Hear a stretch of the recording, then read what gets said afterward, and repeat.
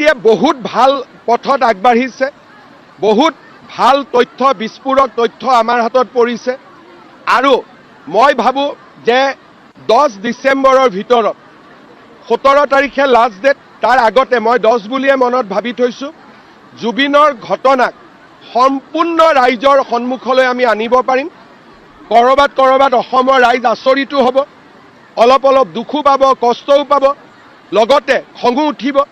গতিকে মই ভাবোঁ যে 10 তাৰিখৰ ভিতৰত, 17 তাৰিখ লাষ্ট ডেট, 10 ডিচেম্বৰৰ ভিতৰত জুবিনক ন্যায় দিয়াৰ যিটো আচল পদক্ষেপ SITৰ চাৰ্জশ্বীট তাক আমি দাখিল কৰিম আৰু ৰাইজে এক প্ৰকাৰ ক'ব গ'লে বহু বছৰ জুৰি জুবিনৰ লগত হৈ থকা বহুত দুখ আৰু বেদনা ভৰা কাহিনী গম পাব।